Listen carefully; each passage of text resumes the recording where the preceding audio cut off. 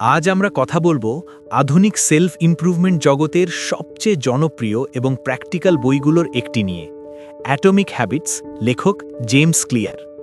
এই বইটি এমন এক সত্যকে খুব সহজভাবে আমাদের সামনে তুলে ধরে যা আমরা অনেক সময় বুঝলেও গুরুত্ব দেই না।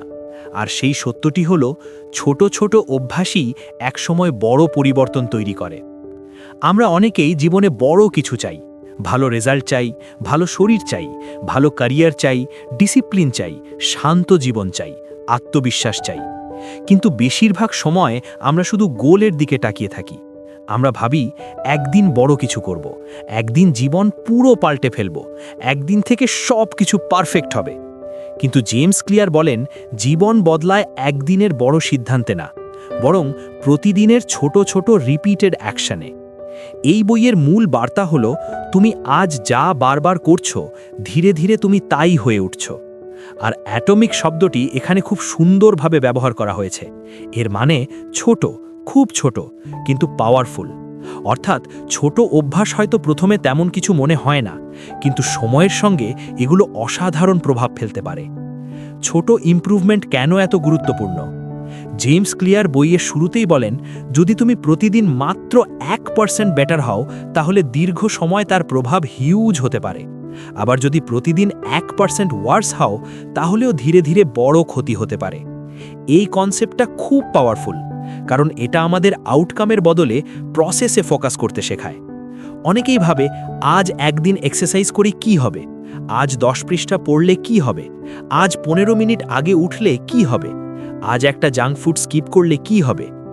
একদিনে হয়তো বড় কিছু হবে না, কিন্তু একদিন প্লাস একদিন প্লাস একদিন, এভাবেই হ্যাবিট কম্পাউন্ড হয়। যেমন টাকা কম্পাউন্ড ইন্টারেস্টে বাড়ে, তেমনই হ্যাবিটও কম্পাউন্ড এফেক্ট তৈরি করে। একদিনের ভালো ডিসিশন তোমাকে সুপার হিরো বানাবে না, কিন্তু রিপিটেড ভালো ডিসিশন তোমার আইডেন্টিটি বদলে দিতে পারে। গোলস না, সিস্টেমস বেশি গুরুত্বপূর্ণ। এই বইয়ের সবচেয়ে ফেমাস আইডিয়াজের একটি হলো, goals are good but systems are better. James Clear বলেন, গোল থাকা খারাপ না, গোল ডিরেকশন দেয়। কিন্তু যদি তুমি শুধু গোল নিয়েই অবসেসড থাকো আর সিস্টেম বিল্ড না করো, তাহলে লং টার্ম সাকসেস কঠিন হবে। কারণ গোল হলো ডেস্টিনেশন, কিন্তু সিস্টেম হলো সেই প্রসেস যা তোমাকে প্রতিদিন সেখানে নিয়ে যায়। ধরো দুজন মানুষ ম্যারাথন দৌড়াতে চায়, দুজনেরই গোল এক, কিন্তু যে নিয়মিত ট্রেনিং সিস্টেম ফলো করবে, স্লিপ, ফুড, প্র্যাকটিস মেনটেন করবে, সেই মানুষই সফল হওয়ার সম্ভাবনা বেশি। একইভাবে একজন স্টুডেন্টের গোল হতে পারে ভালো রেজাল্ট, কিন্তু রেজাল্ট আসবে কি থেকে? Daily study habit, revision plan, distraction control, regular practice, এসব সিস্টেম থেকে। জেমস ক্লিয়ারের মেসেজ হলো, তুমি গোল সেট করো, কিন্তু নিজের অ্যাটেনশন ডেইলি সিস্টেমের উপর রাখো, কারণ সিস্টেম ঠিক থাকলে রেজাল্ট অনেক সময় ন্যাচারালি ফলো করে। আইডেন্টিটি বেসড হ্যাবিটস বইটির সবচেয়ে পাওয়ারফুল লেসন।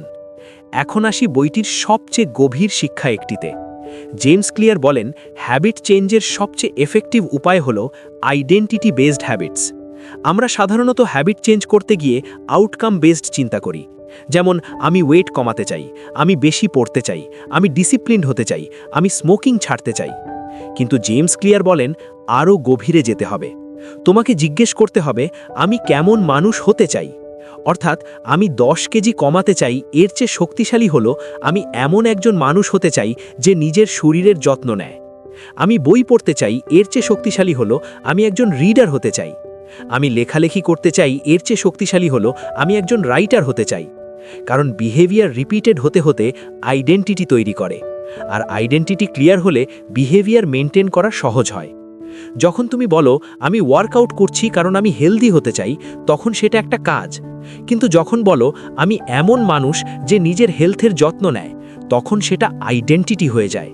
এবং মানুষ সাধারণত নিজের আইডেন্টিটির সঙ্গে কনসিস্টেন্ট থাকতে চায়। হ্যাবিট লুপের 4টি ল। জেমস ক্লিয়ার হ্যাবিট বিল্ড এবং ব্রেক করার 4টি ল দিয়েছেন। এগুলো বইটির সবচেয়ে প্র্যাকটিক্যাল অংশগুলোর একটি।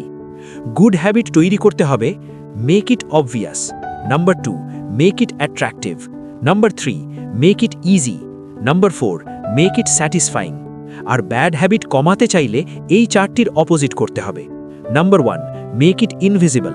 Number 2, make it unattractive. Number 3, make it difficult. Number 4, make it unsatisfying. এখন এক এক করে সহজভাবে দেখি। First law, make it obvious. আমাদের অনেক হ্যাবিট এনভায়রনমেন্টের কিউ থেকে শুরু হয়। আমরা যা দেখি, যা কাছে পাই, যা রিপিটেডভাবে সামনে থাকে, তা বিহেভিয়ারকে ইনফ্লুয়েন্স করে। তাই ভালো হ্যাবিট বিল্ড করতে চাইলে কিউটাকে ভিজিবল করতে হবে। যেমন তুমি যদি বেশি পানি খেতে চাও, তাহলে পানির বোতল সবসময় সামনে রাখো। তুমি যদি বই পড়তে চাও, তাহলে বইটা বালিশের পাশে বা টেবিলে রাখো। তুমি যদি কোরআন, প্রেয়ার, জার্নালিং বা স্টাডি হ্যাবিট বিল্ড করতে চাও, তাহলে প্রয়োজনীয় জিনিস রেডি রাখো। এই লয়ের আইডিয়া হলো এনভায়রনমেন্ট যেন তোমাকে হ্যাবিট রিমাইন্ড করে। অন্যদিকে ব্যাড হ্যাবিট কমাতে চাইলে কিউটাকে ইনভিজিবল করতে হবে। যেমন ফোন ডিস্ট্র্যাকশন কমাতে চাইলে ফোন সামনে না রেখে দূরে রাখো। জাঙ্ক ফুড কমাতে চাইলে ঘরে ভিজিবল জায়গায় রাখো না। আননেসেসারি অ্যাপ হাইড করো বা নোটিফিকেশন বন্ধ করো। আমরা অনেক সময় উইল পাওয়ার ব্লেম করি, কিন্তু আসলে এনভায়রনমেন্টও হিউজ রোল প্লে করে। Second law, make it attractive. মানুষ ন্যাচারালি সেই কাজ রিপিট করে যা এনজয়েবল বা মেন্টালি রিওয়ার্ডিং মনে হয়। তাই হ্যাবিট অ্যাট্রাকটিভ হলে সেটা স্টিক করে বেশি। যেমন এক্সারসাইজ বোরিং লাগলে সেটা হ্যাবিট হওয়া কঠিন। কিন্তু যদি এমন কোনো মুভমেন্ট বেছে নাও যা তোমার ভালো লাগে, walking, cycling, sports, light workout, তাহলে সেটা ইজিয়ার হবে। জেমস ক্লিয়ার টেম্পটেশন বান্ডলিংয়ের কথাও বলেন, অর্থাৎ যে কাজ তোমার করা উচিত তার সঙ্গে এমন কিছু কম্বাইন করো যা তোমার পছন্দ। যেমন শুধু ফেভারিট পডকাস্ট শোনো হাঁটার সময়, শুধু স্পেশাল কফি খাও পড়ার সময়, শুধু নাইস প্লেলিস্ট চালাও ক্লিনিংয়ের সময়। এতে হ্যাবিট মেন্টালি আকর্ষণীয় হয়। Third law, make it easy. এটা বইটির অন্যতম প্র্যাকটিক্যাল এবং পাওয়ারফুল অংশ। আমরা অনেক সময় হ্যাবিট চেঞ্জ করতে গিয়ে খুব বড় এক্সপেকটেশন নিয়ে শুরু করি। একদিনে 2 ঘন্টা পড়ব, 1 ঘন্টা ওয়ার্কআউট করব, 30 পৃষ্ঠা লিখব, একেবারে পারফেক্ট মর্নিং রুটিন বানাবো। ফলাফল কিছুদিন পরই ভেঙে যায়। জেমস ক্লিয়ার বলেন, স্টার্ট স্মল। হ্যাবিটটাকে এত সহজ বানাও যাতে না করার কোনো এক্সকিউজ না থাকে। যেমন 1 ঘন্টা পড়ার গোল না নিয়ে বলো আমি শুধু 5 মিনিট পড়ব। জিমে 1 ঘন্টা না, শুধু শুজ পরে বাইরে বেরোবো। 20 মিনিট মেডিটেশন না, শুধু 1 মিনিট বসবো। এটাকে তিনি 2 মিনিট রুলের সঙ্গে কানেক্ট করেন। অর্থাৎ নতুন হ্যাবিটের শুরুটা 2 মিনিটের ভার্জনে নামিয়ে আনো। কারণ শুরু করার সবচেয়ে বড় challenge. Once you start, continuation easier হয়। হ্যাবিটের শুরু যদি ইজি হয়, তাহলে কনসিস্টেন্সি আসার চান্স বেশি। Fourth law, make it satisfying. মানুষ সেই বিহেভিয়ার রিপিট করতে চায় যার পরে সাথে সাথে কিছু স্যাটিসফ্যাকশন পাওয়া যায়। প্রবলেম হলো গুড হ্যাবিটসের রিওয়ার্ড অনেক সময় ডিলেড। আজ এক্সারসাইজ করলে বডি একদিনে বদলাবে না। আজ পড়লে এক্সাম রেজাল্ট সাথে সাথে আসবে না। আজ সেভিংস করলে ওয়েলথ ইনস্ট্যান্ট হবে না। কিন্তু ব্যাড হ্যাবিটসের রিওয়ার্ড অনেক সময় ইমিডিয়েট। জাঙ্ক ফুড টেস্টি এখনই, স্ক্রলিং এনজয়েবল এখনই, প্রোক্রাস্টিনেশনের রিলিফ এখনই। তাই গুড হ্যাবিট স্টিক করাতে হলে ইমিডিয়েট স্যাটিসফ্যাকশন তৈরি করতে হবে। যেমন হ্যাবিট ট্র্যাকার ইউজ করা, ক্যালেন্ডারে টিকমার্ক দেওয়া, ডেইলি প্রগ্রেস নোট রাখা, একটা ছোট্ট উইন ফিল করা। এই ছোট্ট ভিজিবল প্রগ্রেস মানুষকে মোটিভেটেড রাখে। Habit stacking. জেমস ক্লিয়ার একটা গ্রেট টেকনিক দিয়েছেন, হ্যাবিট স্ট্যাকিং। এখানে আইডিয়া হলো তুমি নতুন হ্যাবিটকে পুরানো এস্টাবলিশড হ্যাবিটের সঙ্গে জুড়ে দাও। ফর্মুলার মতো, after current habit I will do new habit. যেমন সকালে দাঁত ব্রাশ করার পর আমি 1 গ্লাস পানি খাবো। চা খাওয়ার পর আমি 5 মিনিট বই পড়ব। নামাজের পর আমি 2 মিনিট গ্র্যাটিটিউড লিখব। ডেস্কে বসার পর আমি টু ডু লিস্ট খুলব। এতে নতুন হ্যাবিটের জন্য আলাদা কিউ খুঁজতে হয় না, পুরানো হ্যাবিটই কিউ হয়ে যায়। এটা খুব এফেক্টিভ, কারণ এক্সিস্টিং রুটিনের সঙ্গে নিউ বিহেভিয়ার ন্যাচারালি ফিট হয়ে যায়। Environment design. অ্যাটমিক হ্যাবিটস বইটির আরেকটি বড় শিক্ষা হলো ডিসিপ্লিনকে শুধু উইল পাওয়ারের উপর ছেড়ে দিও না, এনভায়রনমেন্ট ডিজাইন করো।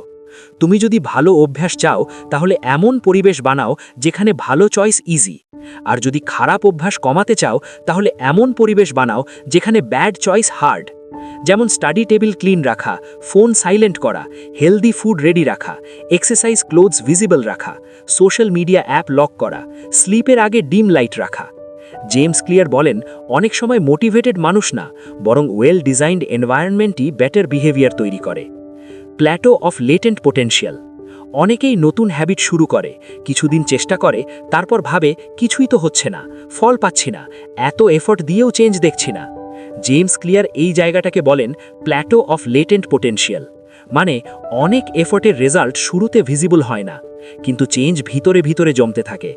একসময় সেটা ভিজিবল ব্রেকথ্রু আকারে আসে।